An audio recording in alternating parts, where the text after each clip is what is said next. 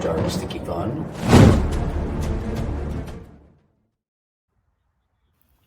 All right. Hello, everybody.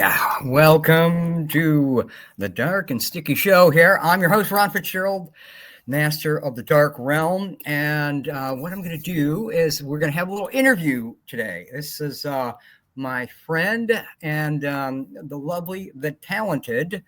This is Chef Nikki Meow. And where are you? Meow, Hey. meow. Hey, the maestro. Hello there. Hello. How are we? Hello. How are Mhm. you? How are you? Well, better now. We're up and running. We had a little technical fun for you in the audience. Great. I love it. Keeping us Yeah. on our toes. Technical fun, beating on the equipment. You know, Getting it to work. I know, but we did it. We're here. We're doing it. howling into the quantum and beating on the digital. That's right. what we were doing. That's right. But we're here and we're going to talk. Live fantastic. Is that what it is? We're going to talk to my friend here, Chef Nikki Meow, who I've known since back before the war on terror. I know, right? When we was young. When we had back MySpace somewhere. Yeah, MySpace. I know. MySpace was awesome. Like 2011, 2012, I think. Yeah. Oof. Yeah, we're climbing there. Yes, before social media became the lovely thing it is today. Whatever it is today. Whatever it is now. The Wild West. Yeah. We're using it. So and now tell everybody, introduce yourself and tell them what you do, and then tell them how that got you into to writing a book. So let's go on this journey with Chef Nikki Meow now. Oh my goodness. Well, my superhero origin story begins in the Bronx, New York, where I'm from, born and raised by a bunch of maniacs that I call my family. I mean, it's pretty close to this, pretty factual. Well, I mean, I grew up in a very particular time. I was born in 75, so I got the last part of the 70s, all the 80s, all the 90s, and all of that. So seeing the progression of a lot of things, a lot of first time stuff, movies, films, and TV shows, books, all that, highly influential on me as a person. But my family on both sides are just, cooking mages, culinary sorcerers and sorceresses, if you will. So taught me very young how to cook, and just use my instincts on how to do it. And I've just always been somewhat of a performer, a bit of a ham. I have no problem. Yeah, I have no problem making a fool out of myself. In any way. So, but I love to cook. Lots of awesome things. Yeah. Yes. And I've met some amazing people like yourself along the way through life. And my chosen profession is cooking. So I'm a classically or formally trained chef, and decided to move out to Los Angeles many, many moons ago to Did you study any particular place? I did go to culinary school. I did. And I also did, growing up in school, I was very musical. So I sing and I play clarinet and a little bit of piano, a little bit of guitar.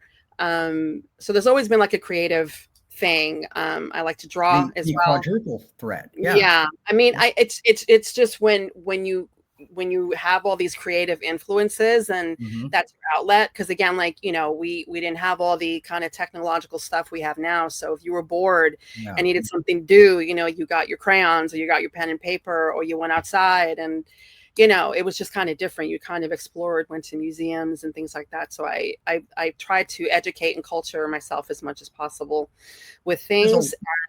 A lot to learn and take in, but it sounds like you had a lot of creative input into. I did. Many members of my family were creative people in different ways. A lot of them were artists, painters, sketch artists, illustrators, again, musicians, cooks, poets, it's just all of these like eclectic kind of influences. So I kind of took all of that with me throughout my life, and kind of knew at a very early age that my life was going to be someplace other than where I was. Because New York can be an interesting mistress, because there's so much there. And, really, you don't really have to leave, like that's like your home base and that's where you are. But I always kind of knew that I was meant to be out there doing whatever the hell I'm doing now. Well, you want to roam, spread it around. What got you from New York to LA? Well, I had an opportunity with a family member who was going through some things. And when I was 18, he offered me the chance to live in San Francisco for the summer. And I had a choice between going out to San Francisco or going to Woodstock 94. So I chose San Francisco. Yeah, because, I knew early on that opportunity. Yeah, I think so.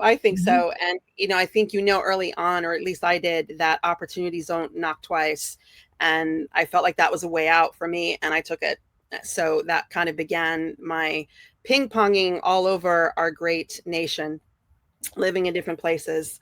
And I love California. It's a vibe. Oh, yeah. It's definitely a vibe. And in my journeys and travels, I've worked with different people. I've learned from many different chefs, and just kind of got better and better at honing my craft of cooking and writing and being creative. And it's crazy how all the things that you do in one profession can apply to everything else if you know how to kind of, rearrange everything. Yeah, when it cross-pollinates. It's like, it was like once I went to the dark side doing, Gothic illusion, that opened the door to horror films and other things. So I know exactly what you're talking about. Yeah. Yeah. And because I've always been a horror fan, lifelong since I was a kid, it just, where I'm at now is I'm trying to kind of amalgamate everything together. What got you, so you had, we had talked about this, between us that, and tell the audience what kind of got you into horror, and then how that then, when you added that into cooking, because that's very unusual branding and unusual intermingling of fun things together that other people wouldn't necessarily think of. So what got you, into horror, and then to take that bit of ooky spooky and put it in with your cooking? That's freaking fascinating to me. Well, thank you so much. Like you, I like Hannibal Lecter and Vincent Price. I like to spend a little time in the kitchen. Yeah, Absolutely. I know you're always cooking up something yummy. Every time I talk to you, I made brains recently for the internet. Yeah. Jello shot brains. You can see that. But you make a lot of cool things all the time, and they're not all ooky spooky. Your overall brand is kind of spooky and mystical. You have your own seasonings too. The Mystic Meals seasonings, right? Yeah. And make sure to tell everybody about that, because I think that's really cool. And you again, you dial into the spooky and the mystical side of it, which is so cool. Well, let me start out by saying that I think it's important that as a human being that you allow yourself to change and evolve, and not really be so kind of stuck into one thing or just being about one thing. And it's okay to wear all the hats, like if they fit and they feel right, go for it. Especially if you feel compelled creatively to do that, whatever it is. As far as others will tell you can't do that. Right. So, or you shouldn't do that. Or meaning someone else like you that said, screw that, we're in. We're gonna combine all the cool ingredients, and I'm gonna do it with that. I mean, sometimes you have to make your own stew. You just got to put your flavor, you put your ingredients in it, and it's going to be delicious, and as long as you believe in yourself and what you're doing, just go for it, That's the thing. So growing up in New York, we didn't have much. And I think we talked about this when we spoke, like PBS, public television was huge for us. Still love it. Still love it. Oh, exactly. Hell yeah. Oh, yeah.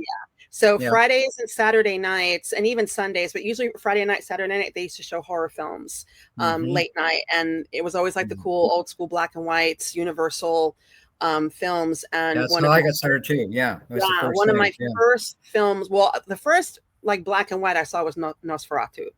And that I was really young. And that was, I know you've got the look going on. And that really kind of captivated me as a kid.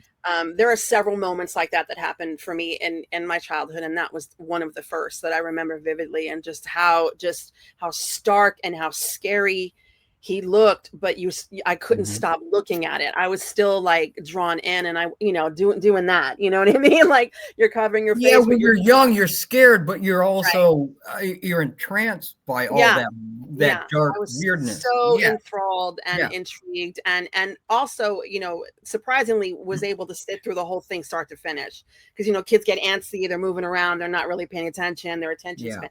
I was glued from credit to credits. And then the second film after that was Frankenstein.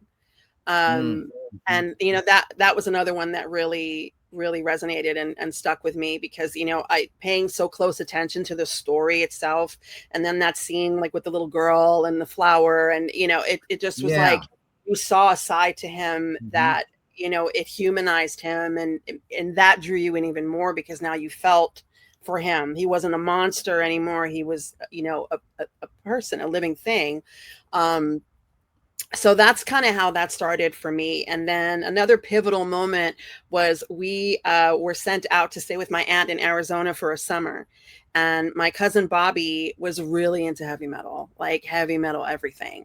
And one of his favorite bands was Iron Maiden. And in his room, he had posters of Eddie everywhere. And I remember the first time he had his bedroom door open, and I just like stood there, and it was the Killers. I don't know if you're familiar with that album cover. It was the Killers poster, and it was Eddie with the bloody axe and the hand like clutching. I was like, can I come in? Yeah. Like I was just fascinated. So that kind of imagery always just was very appealing to me. I was always fascinated with kind of like the spooky, scary stuff, and kind of leaned into that. Well, then at what point did you then integrate that into your style with food and cooking in your Mystic Meals brand? Well, that was kind of a slow burn of an evolution for me, because I always kind of led with mysticism and my point of view of how I felt connected to cooking. It's so primal. Absolutely. Yeah, it's very primal, and you're dealing with all of the elements, earth, air, fire, water, all of your senses.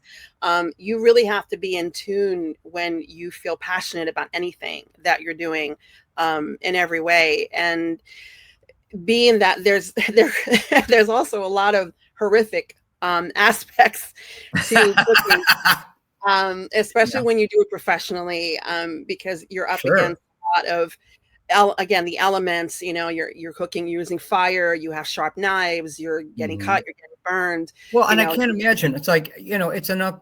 I mean, cooking for myself, some friends, something like that, for a date. But I mean, when you have to do it in a professional setting and you got to bang that out all night long, that's a whole other thing. Yeah. But that takes time to kind of get into, where you're able to spin all the plates and keep your cool in under the pressure, and jump from the problems that arise all the time straight to the solution, because you can't. Your sous chef from drinking all the wine. Yeah. Or, taking a little bit in between, you do what you got to do to get through service. But there's just, because of the way my mind works and the way that I think, and how the way that I've been taught, and what I've learned from the chefs that I've worked with, it's just, there is such a linear connection from food to person to earth, and, all of it. So, connecting the dots for me wasn't a very hard thing to do. It just kind of was like, always there. It was always like under my nose, like right there. If you look at it that way, it's kind of like when in childhood, when your parents are trying to feed you, or your grandparents or whatever, and they're like, oh, look, it's Mr. Carrot, like they kind of turn it into something that you can understand, and that it's, look, this broccoli tree, and you kind of just connect everything to each other. So when it came to writing the book, it just all kind of fell into place that way, because my daughter is on the autism spectrum, and I started writing. Tell them the name of the book, and that and about the book itself, because it's a kid's book, right? Yeah.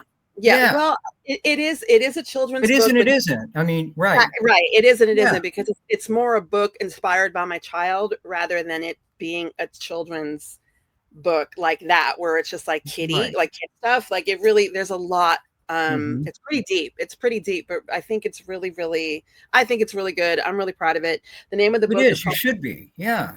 it's called The Creepy Culinary Adventures of Nia Luna, and that's my daughter's name.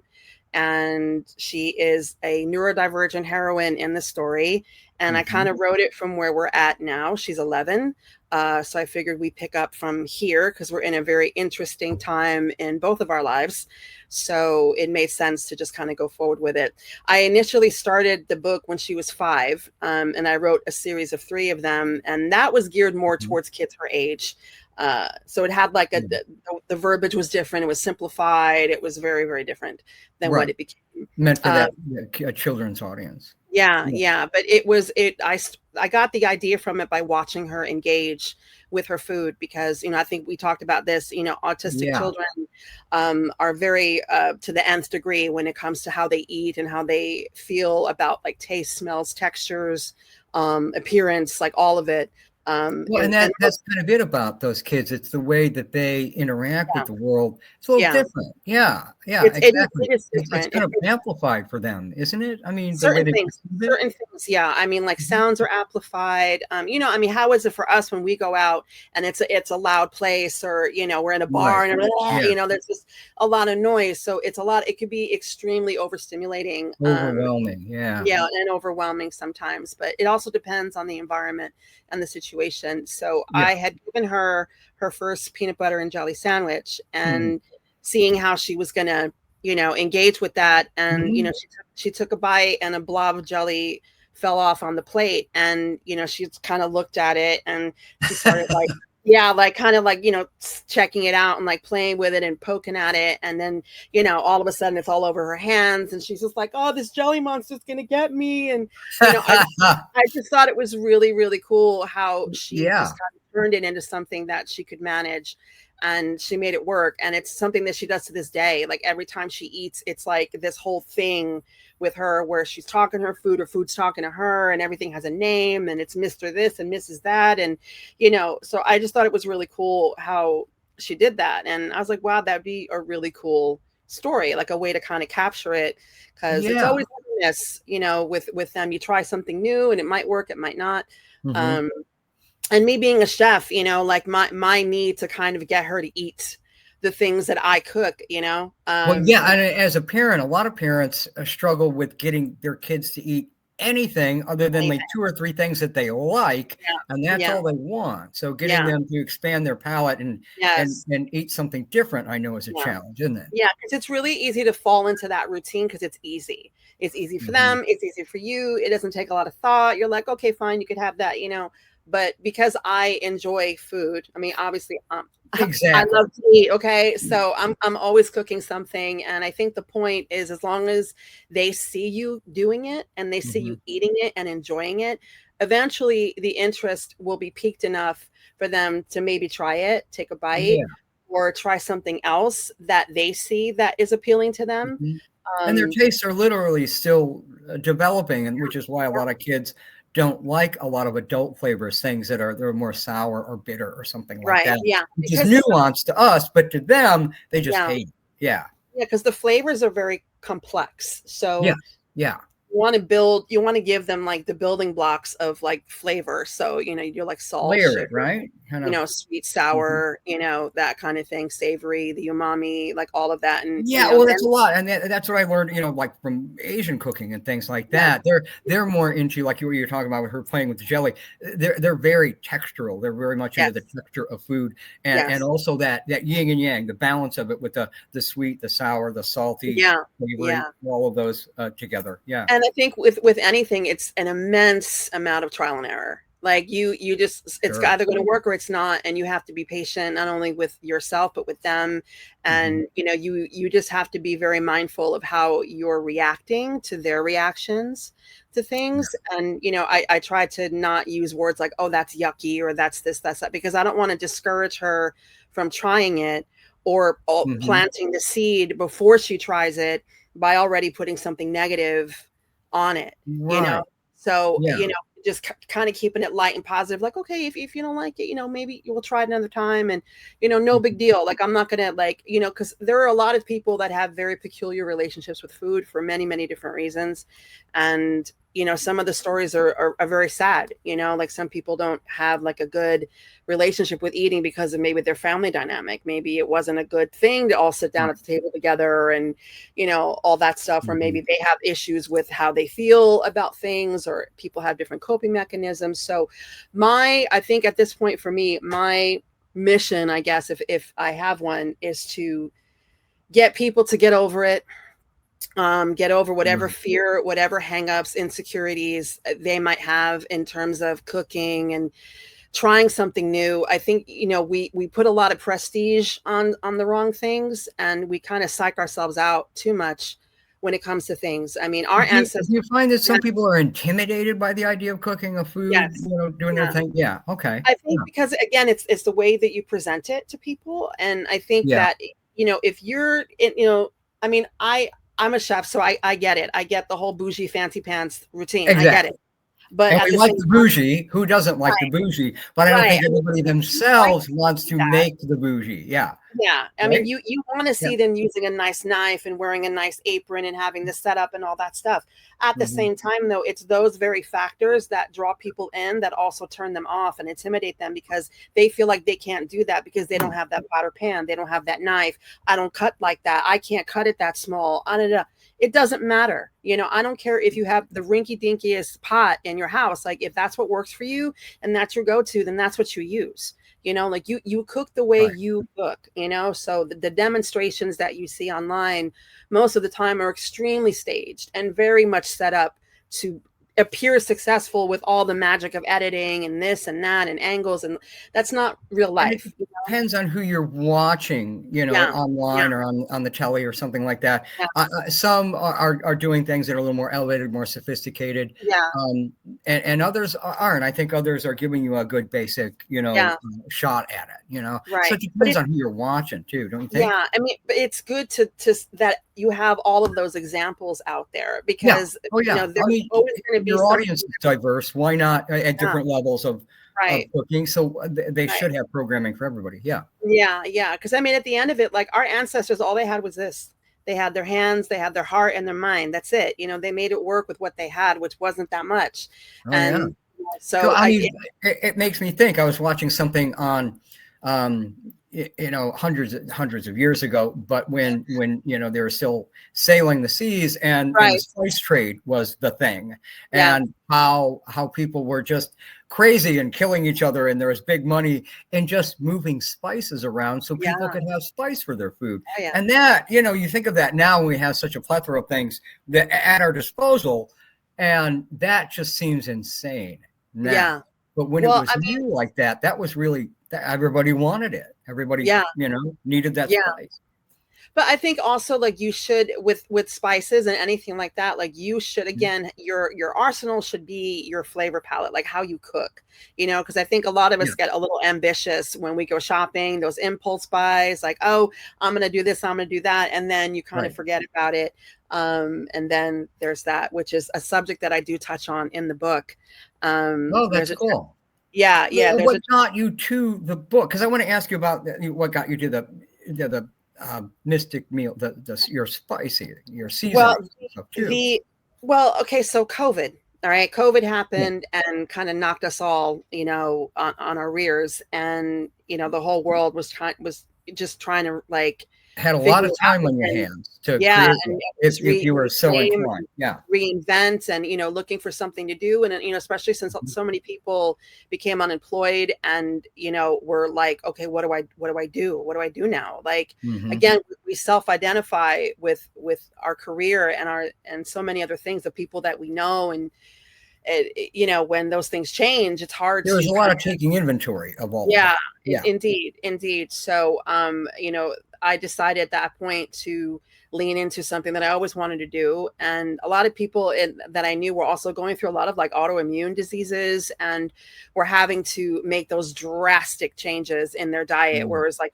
you basically can't have anything but water and air. So when you have to go from one extreme to the other, it can be Yeah. very, very mentally taxing and Mm-hmm. can really put you in a depressive state.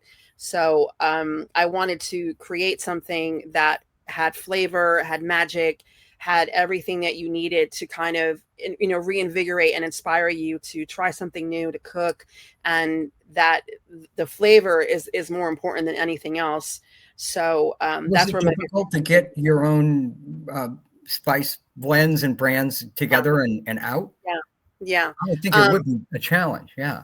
it was because there was a lot of recipe testing for me, because a lot of the spices that I created were kind of answers to a lot of spices that I just don't like that are on the market, that are just not for me.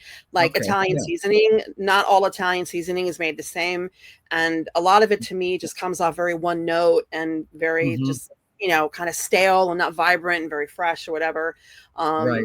So, I created like a spice called Sicilian Magic, which, has a Mm-hmm. lot of different elements in it. There's orange Yeah. peel. Name all the different ones you've got Yeah. in the line. So, okay, so the first three that I rolled out with the Mystic Seasonings was an ode to my upbringing in the Bronx, and that was adobo, sazon, and jerk seasoning, Oh because those yeah. were Yeah. those were the flavors that were in Mm-hmm. the air. And Jamaican culture is very, very huge in New York, and a lot of just Afro-Caribbean cuisine in general. So That's cool. that was kind of Yeah. the first one. Like the adobo and sazon are kind of like the base flavor, like the backbone for most Latino cuisine, at least with Puerto Rican, Colombian, Ecuadorian, Cuban, Mm-hmm. Mexican. I mean, like we're all kind of using the same flavor elements in some Some of the way. same, the palettes kind of Yeah, similar there, right? yeah. Yeah. It's Yeah. just the ratios that Mm-hmm. vary. So that was the first three, and then the next one, the next wave that I put out was Citrus Herb, Magic Bayou, and the Sicilian Mm. Magic. Which the citrus herb was my answer to lemon pepper seasoning, which is another one that just kind of, I'm like, I like lemon Yeah. pepper, but again, not all lemon pepper is made equal. No, And not at all. Not yeah, yeah. yeah. And again, I wanted to do something that was a bit more like naturally based. It has like marigold and, lavender and, Nice. again, like, lemon peel and different herbs, oregano. It's very flavored and nuanced. So Yeah. having all of those flavors come together, I thought was really cool. And then Magic Bayou was my answer to a Cajun seasoning, which I feel is like really salt forward. Yeah. So again, like I really wanted to put the flavor of everything at the forefront, and Mm-hmm. then whatever And salt. I'll drop a link in Yeah, down in the description yeah, of the show. yeah, There'll be links to the book and to all your seasonings. yeah. Thank you, thank Oh you. no, you're welcome. Yeah, we got to So get them. that Got to was get the COVID. good stuff. Yeah, yeah. So that's kind of when that happened, and then so that went. It's still going well, all these Excellent. years later. And then 2022 was probably one of the worst years for me. Was it? Just a lot happened in my personal life, Yeah. and I just was kind of leveled in emotionally, and I didn't know what to do with myself. I just felt really defeated by life and very much alone, and I just was not in a good place. And something just kept telling me, you need to write, you need to write, you need to write, like you need to pull yourself out of this with something. So I went back and I revisited the Nia Luna books that I had written, and my own cookbook as well, which Did is you ever publish the ones you no, initially wrote? You didn't. no. So those weren't I published. wrote three, and Mhm. then I just kind of stopped. Things happen, life happens, Right. and You moved on. Yeah. you move on. And then when Hmm. I revisited them and read them, I knew immediately that there was something there. There. There was something, Yeah. Right. that Right. was, So I did you need use to, that then for kind of the basis for where you went to create the new book? well, what I did was I kind of took the greatest hits of each thing that I Hmm. wrote and Yeah. completely just started over. A blank screen on the computer, sitting there like that, like Yeah. just, it's kind of like I know it's there, and I The know, elements are there, and you took yeah. that, and So then I just, yeah. Sometimes, I mean, facing the blank page is why so many people are intimidated by writing. But then yeah, once you get the flow going, once you kind of know and you have a little structure on yes, where you want to take it, yeah, then you're in, because I'm You're in. writing Yeah. one And right then now once myself. you're in, you can't get out, by the way. Like there's no, Oh, no, you're yeah. you're in the That's main. what editing is for. Yeah. Yeah. Which is Yeah. where I'm at now. I know. I mean, you know that all too well at this Mm. point. I mean, you definitely get into your own kind of hall of mirrors when it comes to Yeah. that. And I Yeah. just, I had to ask myself like what I was doing, why I was doing it, what did I want to say, why was I saying it, what Right. kind of a world did I want to create for myself. And that was also kind of like manifesting destiny, where it was like, okay, Yeah. I want better for us. Where do we want to end up? I think our time in Los Angeles is definitely coming to a close, and Mhm. I have my eyes set on another destination that feels right. And envisioning all of that, I think is really integral in kind of bringing that towards you. And that was kind of what the book was about. So I created a world that I wanted us to live in, and also kind of Yeah. highlight the way that we actually are in our life and in practice. I mean, a lot of it, of course, is storytelling, and Mhm. but Yeah. at its core, like if you know me and my daughter in personal life, like you'll know that it's us. Like that's how we Yeah. are. Like we are very intuitive people. We do have psychic abilities. We are very much in tune and connected to each other. She did it to me the other day. Like, remember I told you the peanut butter story. Yeah. Tell everybody out here So, that story. so That's cool. my daughter and I are very, very interconnected, mentally and telepathically. And, Well, and now there's all those tapes that are coming out about how the kids that are like that are very, connected like that. yes, yes, Yeah, very much and so. that's fascinating as hell. So, yeah, I'm sorry. Go No, with no. that What story. one of Yeah. the first times that she did it is I was in the kitchen, and again I was about to get her some peanut butter, and she was in the other room completely out of my sight line. There's no way she could see what I was doing. It's so And freaky. Yeah, yeah. yeah, and I reached for the peanut butter, and as I put my hand on the jar, she said it from the other room. So and she does that to me all the time. I mean, like all the time. She did it to me again the day before yesterday. I was kind of messing around, and I was like looking at the time, and I'm like, Mhm. oh, I have to make her dinner. And then I immediately was thinking of what I could make her. So in my mind, I was thinking, oh, I'll make her some pork chops and some broccoli, whatever. So she's in the room again, nowhere near me. We're not talking. I'm thinking this to myself. She comes out and she goes, Mommy, what are you going to cook? And I was like, I don't know. What do you think I'm going to cook? And she says, pork chops. And I was like, yep. And I was like, all Wow. right, and I'll see you later. When and I she's thought, old enough, let's get her to Vegas. Come on. yeah, Yeah. I'm telling you, but that's kind of the interconnectivity. And I think that we Yeah. all possess these abilities with each other, especially like when we get close to somebody, you just start picking up on the energy and the vibe, and you Mhm. just get these pings. It's so crazy, but it's not an isolated thing, because like I said, we all possess it. I just think some of Yeah. us are a bit more tuned in to that part of Some people ourselves than don't others. lean into it, I mean, Yeah, clearly you're yeah, not afraid of it, you're not afraid of exploring it, leaning into no, it, and no, some people, I think, dismiss it, and some people, they don't even, more yeah, people are waking up to it a lot more now, but, I mean, yeah. your intuition's a powerful thing. It really is. It really is. And I think we need to pay more attention to it and not be Ooh, so we all do, yeah.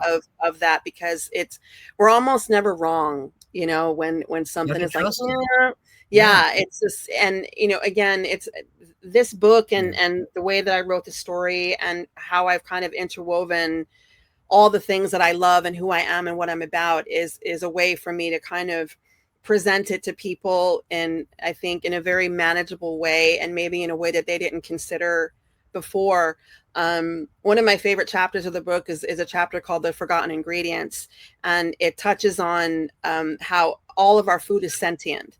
So it has a life, and it knows what it is, Mhm. what it's supposed to do, that it's supposed to become something else. Like they know they're going to be cooked. It knows it's going to be a salad. It knows it's going to be a stew or whatever.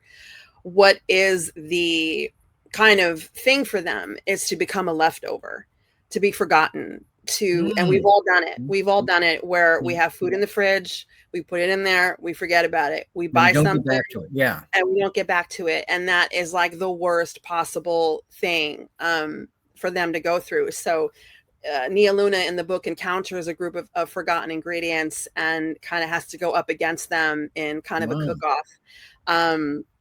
So, there's a lot of really cool vantage points within the story that I think are relatable in a lot of ways, and, creating the world and being as detailed as I could be without, scaring people too much, but kind of. No, it's cool. And you created a really nice world. It's very lush. It's thought out. It feels, finished, developed. And the color palette, it's very fall. So for those of you watching it here now in spooky season. Again, like it's capturing that vibe because that's really where I want us to end up. I want us to end up living somewhere that's very much in nature, forests, trees, like I love palm trees, but like they don't change, I mean, there's no, living here in Los Angeles is kind of like one note. It's kind of like hot all year and then it rains for a minute. And then, you don't really get a change of seasons there. You don't get a lot of elemental changes, which I think I'm just kind of used to being an East Coaster. And I miss that tremendously. So this book was a way for me to kind of honor my daughter and celebrate her autism as a superpower and not something that is, off-putting to people, like if you just kind of take a minute to just kind of learn it and understand kind of where they're coming from, like you'd be surprised at. I think autism, it's much discussed, but I think it's a mystery to a lot of people. It's just another term that's being batted around, and I don't think some people don't really know exactly what that means. It's like, I mean, again, like you said, it's like it's a subject that people bring up, but they don't really go in depth. They kind of blanket statement everything under one thing, and it's a spectrum for a reason, and there's a lot of different levels and different things that, and I think that there are a lot of people walking around that seem like they're normal and they're not, and I think with them, it's, there's a purity to them, because they don't, they know that there's good things and bad things, but they don't ever come from that place. Like it's never any malicious or meanness, or even if they're telling you that they don't like your shirt, I don't like that color of your shirt. They're just telling you they don't like it. They're not trying to insult you. They're not trying to, they're just saying it. And then it's just a matter of fact. Matter of fact thing for them. There's no malice behind it. Nothing at all. And then in the same sentence, they're going to go, you want to go play? Like after that, I don't like your shirt. Let's go play. You're like, so it takes you a minute to kind of catch up to, where it's at. But, I wanted to present you have to understand their patterns. Yeah. Again, like with cooking, you want people to take an interest in it, to be intrigued by it, especially since, at this point, it's become such a commonplace factor in dealing with people and, living in a world that really isn't set up for a lot of people. It's important. Do you think it's just more diagnosed now, which is why it seems to be more? Is it actually... Are the incidents of autism rising, or what do you know of that? Because I'm not familiar enough with it myself, again, to know. Well, I think it's a combination of it. I think there's a lot. To me, there is an entire cocktail of things that contribute to it. I don't think it's just one thing. Right. I mean, I truly believe it. My daughter's who she's supposed to be. She is here as she was meant to be. And I even touch on that a little bit in the book as well. There's a chapter there where like the whole arc of the story is, Nia goes on this journey of self-discovery that her mother sends her on, because there's like a looming kind of thing in the distance that is slowly becoming a threat to not only them, but other people that are like them as well. Mystical people, witchy folk, all of that.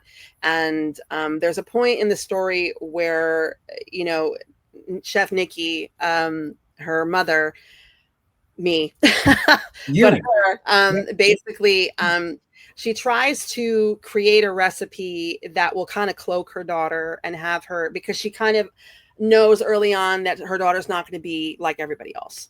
So there's kind of like that fear factor that comes into play when you first find out that, there might be something going on with your kid.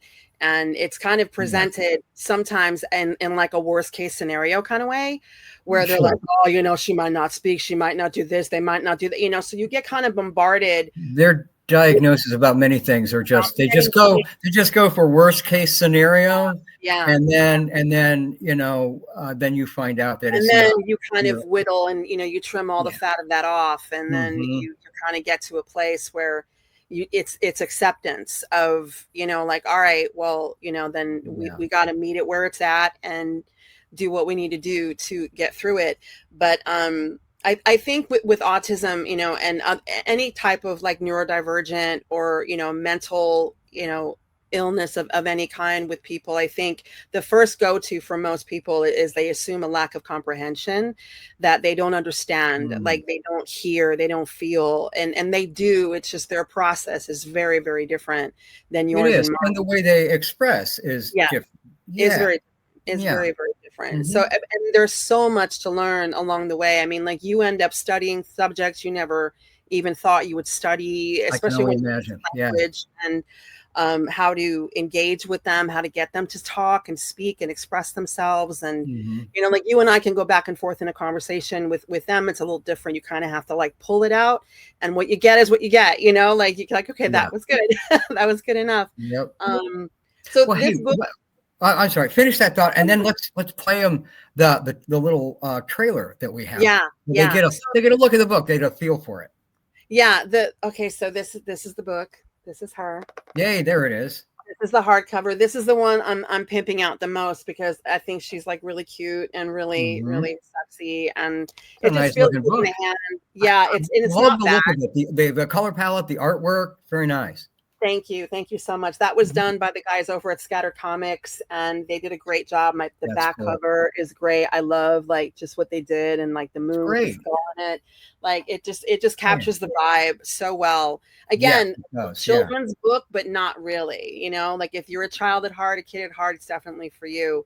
And there's so much in it, and then that's why it's hard to kind of keep it so genre specific, because it is a children's book, but it's not. It's a magical book, but it's more than that. It's a cookbook, but it's not. It's kind of a little bit of everything. It's kind of a weird kind of salsa of a story. It is a unique recipe. So let's show them this. Let's show them that unique recipe. Here we go.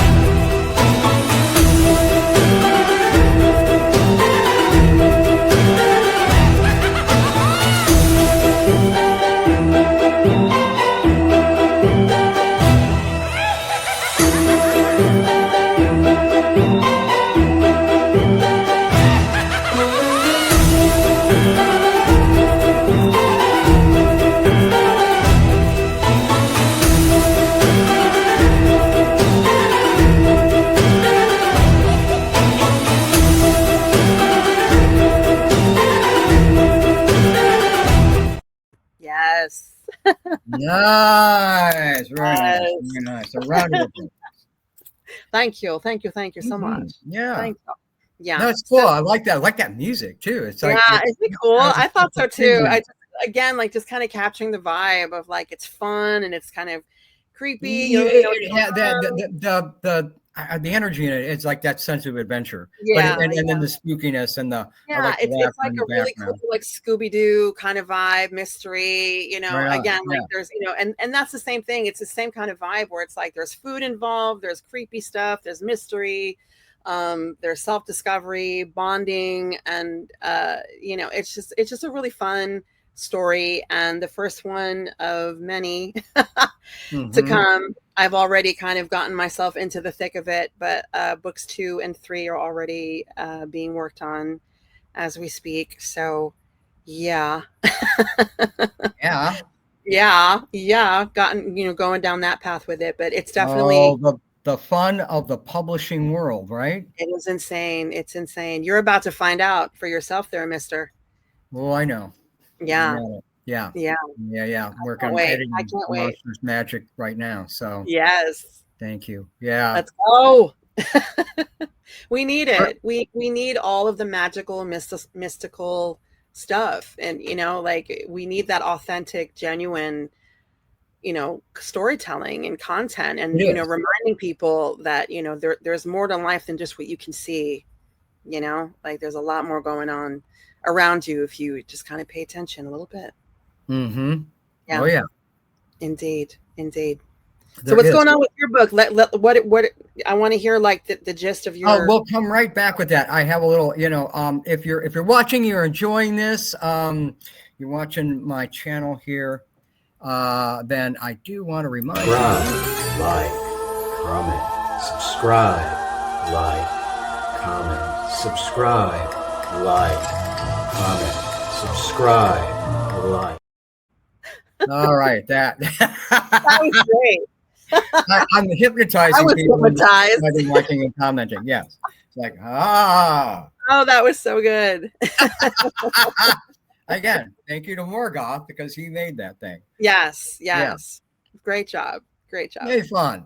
Yeah. Yes. So my book, Monsters Magic, A Career Conjuring Dark Sticky Fun, it was supposed to be out like here now alongside yours in the spooky season, but my projection of how long the edit was going to take was way off.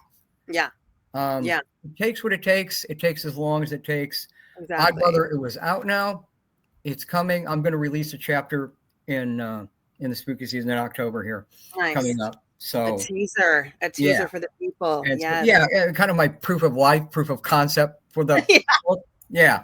And then the edit will continue and it'll be out into the new year.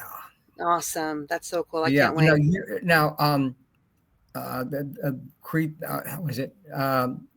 Creepy the culinary adventures of Luna. I know it's a bit of a tongue twister. It's a mouthful. I love it. Yeah, I mean it's food. It's a mouthful. So that is out now. Correct? Yes, it is. Right now. Yes, it's out now. It's available on Amazon in Kindle, paperback, and hardcover. Very, very happy and proud of it. And so far, so good. It's being very well received. People are really enjoying the story, and it's a trip. Like people are sending me pictures of the book and in their hands, and it's just like it's a lot. I'm like, oh my god, because you don't. I don't know about you, but like when I started writing it, like I really wasn't thinking that far ahead, like where I am now, like sitting, just talking about it, and I wrote it for us, for her and I, and I didn't really think about all the other stuff that comes along with doing something like that. There's so many other aspects of the book to think about from the actual publishing, and then what we're doing right now, which is pimping your wares, which is they're promoting talking about promotion. A lot of authors dump it on the market and wonder why it's not selling. It's like you can't though. I mean, it's what's the point then of having worked on it so hard if you're just going to be like, oh, it's not going to move itself. I don't care how much you believe in it. I don't care how good it is. You have to open people's eyes and turn them on to it, to what they're doing, and it's and you got to just push past a lot of the BS. A lot of arts, the creative types can be that way. They want to create, they don't necessarily want to go out and sell it. And a lot of people like you don't want to put yourself fully out there. Promotion has to be that the idea of selling is just not conducive to who they are. But it's just like what we're doing. Just come out and talk about it. People will get it. They'll hear it, because if you don't go out and tell people about it, nobody else is going to do it. Well, as creatives, you've got to go out and pimp your work. Yeah, because Meow's like you and I, we're the solo act, like we're top billing all day long, and it's just us, like there's really like you have like a small group of people, maybe that come in and help you, but for the most part, like you're kind of on your own to. Well, you do. There's a team, and there's a team for doing specific things. But I think ultimately it's you being the head of the beast, and we have to run kind like of you're the direct. driving force. Yeah. You know, Mhm. behind everything that you're doing. And, but obviously it's important to have like really good friends that believe in you and your work and help you out. And, thankfully, Mhm. like once I didn't talk about this book at all until earlier this year. And that's another thing I want to touch on too, is that I feel like if you are working on something that means something to you, that's important to you, I think it's best to move in silence and not really say Mhm. too much to too many people about what you're doing, because you don't want to really be too influenced by people and the naysaying and all that kind of stuff. So You don't need them up in your energy when you're yeah, making it. I get that. yeah, I so totally get that. Yeah. I tend to not say a word, and then I just kind of like, oh, hey, check this out. And I kind of feel like my unpredictability that way is kind of a Mhm. superpower for me. Because just Mhm. when you think you got me figured out, then, hey, guess what? Look what I did. That's right. And I That's think right. people, probably expected me to lead with a cookbook first, which would have been the predictable thing to do, which is still in the pipe. I mean, that's the next one out. It's going to be my own cookbook, Mystic Meals. Good. Good. I'm glad to hear Yeah, that. Well, yeah, that's we'll been be a long back doing time. this again when Yeah, we yeah, books. yeah. And even that in itself is not going to be your typical cookbook. It's not going to be Mhm. formatted the way most people are used to cookbooks being. It's going to be That's very cool. much, yeah. Because again, like I think there's enough of that out there. We Well, have and enough. I think some of it's got a certain utility to it, the way they're Yeah, laid out, don't you think? I mean, yeah, yeah. people want it easy to work with, Right, but because it doesn't everyone mean you can't make learns. it beautiful and more interesting. Right. Yeah, because everyone learns differently. Like a lot of people are visual learners, like they need to see you do Yeah. it. And I'm like that. I'm very much like that as well. Like if I watch you do it, Mhm. I got it. I pretty much have it. But when you have a book, it's a little different because you kind of have to immerse yourself in it. Mhm. And it also has to draw you in and keep your attention. And again, present it to you in a way that's doable. Like, oh, I could do that. I have that. I can, there really shouldn't be, it should be as enticing as possible. So Mhm. Yeah. that's kind of the direction I'm going with my own cookbook. But yeah, just when to get to this point has been a lot. And people stepped in at the 11th hour, and my friend Raina Young, aka horror host Miss Marina's Misery. cool. Yeah, Yeah, yeah. awesome. She's been in the game for a long Yes. time. I mean, you know her, I and met her she, through the horror industry. Yeah. yeah, Yep. yeah, that's what I'm saying. Marine Like we horror. all kind of travel in similar circles with each other. And she's also an author and has written some children's horror books and her own horror line, Slasher Girl, and all these really cool stories. And I sent her, I said, listen, like I wrote this thing, let me know what you think of it. And I sent her the first chapter. And immediately, within minutes, she was like, is there more? Like, do you have the rest of it? And I said, yeah, I Yeah. do. So I sent her what I had, and I really thought I was doing something when when I was putting it together, because I was having trouble like formatting it and getting the numbers to stick on the page. The fonts were different in different places, but the whole Yeah. thing was written out. So when I sent it to her, she was like, "No, girl, like I'll edit it for you. Like I'll help you." And I thought that was absolutely amazing and tremendous of her to do. So she really stepped in and helped me streamline it and get it to where it is now. And she also recommended our friends at Scatter Comics to do the artwork. So it was kind of like when you start calling in favors like from your friends, and they rally and they show up and they're like, yeah, man, we got you. It's just like it's great. It's a great feeling, that you're trying to help them too, because you believe in them and their work and who they are and what they're about. And I think, again, why you and I are sitting here now and why we've been friends for so many years is because we love each other, we believe in each other, we see Yes. each other. We want to like keep each other uplifted and motivated. And you need that. You need to know that people out there really care. Like they really, really care about what you're doing and Yeah. want to see you thrive. Well, no, and I love your attitude. Half the time when you're messaging me back on something, it's just like, let's go. And I Yeah, love like, come on, because it's, that.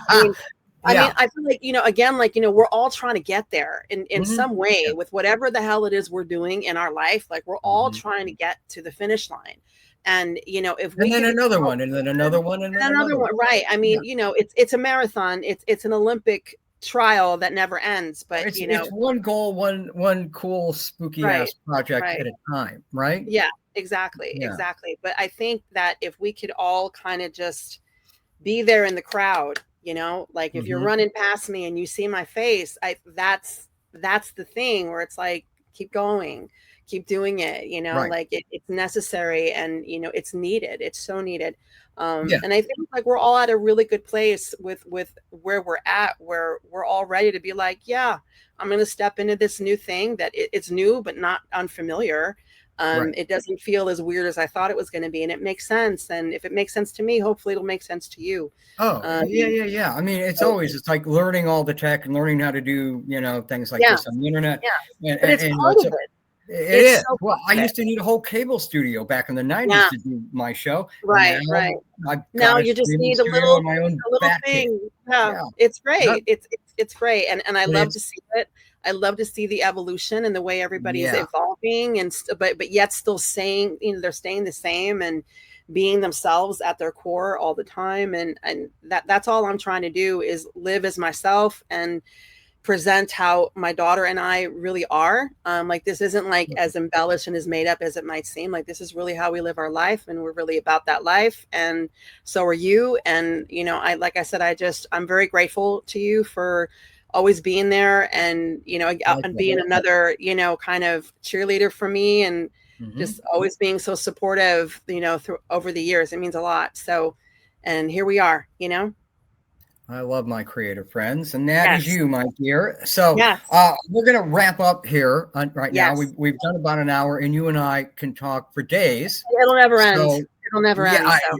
That's good. That's good. But I don't know what everybody else wants to hanging out. We've been talking all day.